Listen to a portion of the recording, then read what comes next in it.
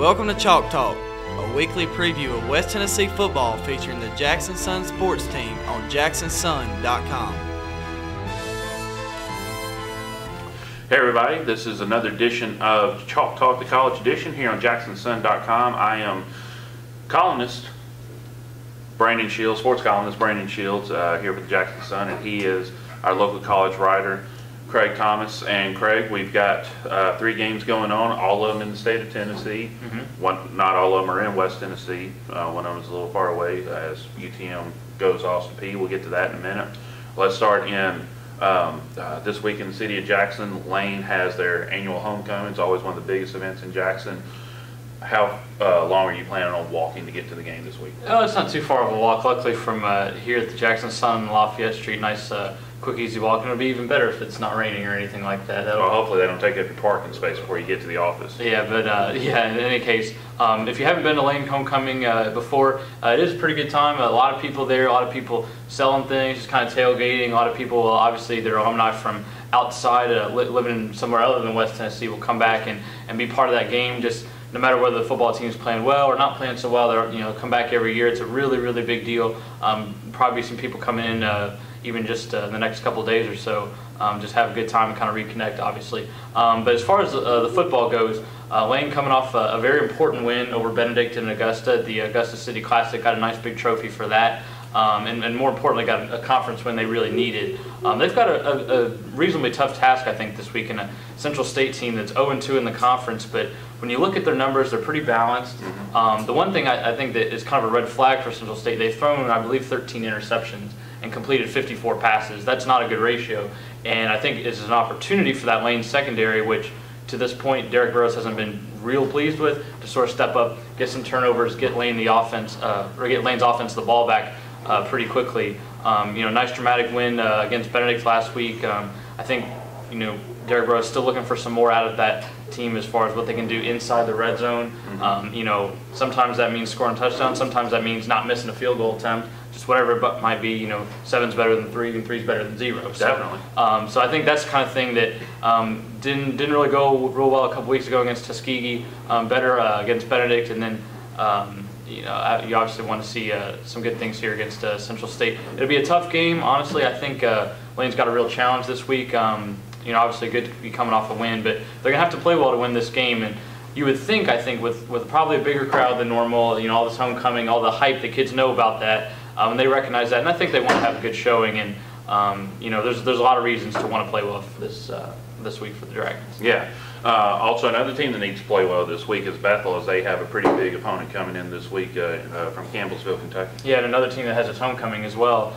This is the start of division play for the Bethel Wildcats. 3-3 up to this point, and there's 6 games that were either non-conference or Mid-South, but against that East Division. Now they got 5 games left, all against the West Division. So this is the real time to really play well. And I think that's probably good to have that at the end of the season. That's when you would normally want it. Right. Kerry Sellers was back last week, which was a good sign. He's had his ups and downs this season, but I think just considering the inexperience of guys like Braxton Bogus and Will Nix, I think Bethel does feel most comfortable with Kerry Sellers at quarterback, especially given his running ability. There's probably a limit to what he's going to do passing, but he is a real threat rushing the ball, especially if things break down. He can really take a bad play and turn it into something positive, which is no doubt about it, a real asset. Bethel is kind of a tough team for me to figure out. Here they were last week. They played a Union Kentucky team that isn't very good and beat them by 6 touchdowns. I mean, just an absolute dominant performance. At Kentucky Christian a few weeks ago, a team that's struggling, they played well and got a nice win. But against teams that are pretty good, they've had some trouble. They had trouble against Pikeville, didn't score here. They played University of Cumberland a couple weeks ago and just had a horrible day. Campbellsville's good. Yeah. Campbellsville is 2nd in the country in passing offense, if I'm not mistaken. I think 7th in total offense in the NAIA, a team that's had a couple of very close losses to ranked teams. Bethel to this point has not really proven it can win games against teams like that. And so, that's not saying Bethel can't do it, but to this point they haven't shown it. I mean, they would need to play, I think, their best game of the season to beat this Campbellsville team that can obviously put up 40, 50 points. They've been doing that with regularity, whether they win or lose. Probably some opportunities for the Bethel offense. I think they should score some points this week. That Bethel defense, as young as they are at the back, they're going to have some really good performances, I think, out of that secondary to have a real shot in this game.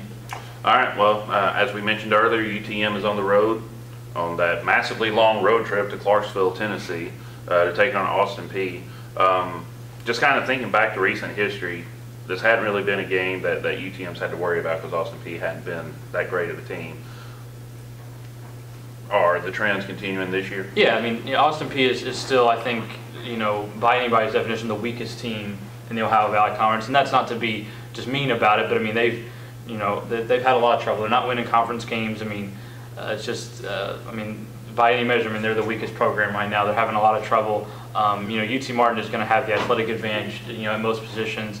And they played some pretty good football last week. I mean, down 14-0 to Tennessee State, I was starting to think they're about to mess this up in a big way. And they had a complete different reaction. They turned around, scored 4 touchdowns the rest of the game, didn't give up any more points. So the offense was pretty solid. The defense played very well from that point. They didn't make a lot of mistakes. The offense, I don't think, has been as crisp as Jason Simpson would like. He talked a little bit about rhythm this past Monday, saying that he kind of wants a little bit more flow. Just it's not quite 100% where it needs to be, but overall they've been good enough to win the last couple of weeks.